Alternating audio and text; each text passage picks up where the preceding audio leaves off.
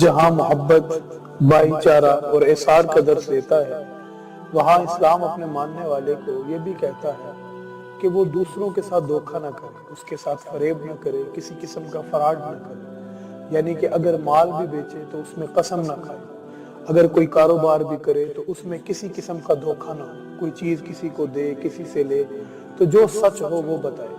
اسی طرح نبی کریم صلی اللہ علیہ وآلہ وسلم نے جہاں مسلمانوں کی ہر معاملے میں رہنمائی فرمائی،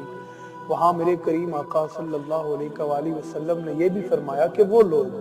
جو لوگوں کو دھوکہ دیتے ہیں، جو منہ پہ اور ہوتے ہیں اور پیچھے اور ہوتے ہیں، جن کا ظاہر اور ہوتا ہے باطن اور ہوتا ہے، ان کے بارے میں کریم آقا نے فرمایا من کان لہو وجہان فی الدنیا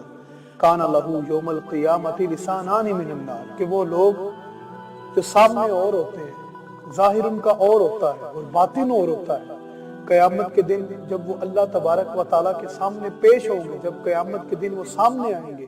تو اللہ تبارک و تعالیٰ ان کے دوغلے پن کی وجہ سے ان کے منہ میں دو زبانیں رکھے گا، اور وہ جو دونوں زبانیں ہوں گی وہ زبانیں آگ کی ہوں گی۔ اسی لیے کریم آقا صلی اللہ علیہ وآلہ وسلم کی تعلیمات میں یہ بات شامل ہے کہ جب بھی کسی سے کلام کیا جائے، جب بھی وعدہ کیا جائے،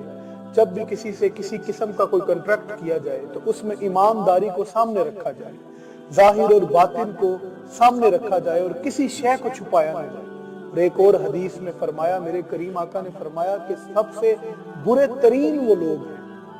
تو حضرت ابو ہریرہ عرض کرتے ہیں یا رسول اللہ کون سے لوگ برے ترین ہیں؟ تو میرے کریم آقا صلی اللہ علیہ وآلہ وسلم نے فرمایا الذی یأتی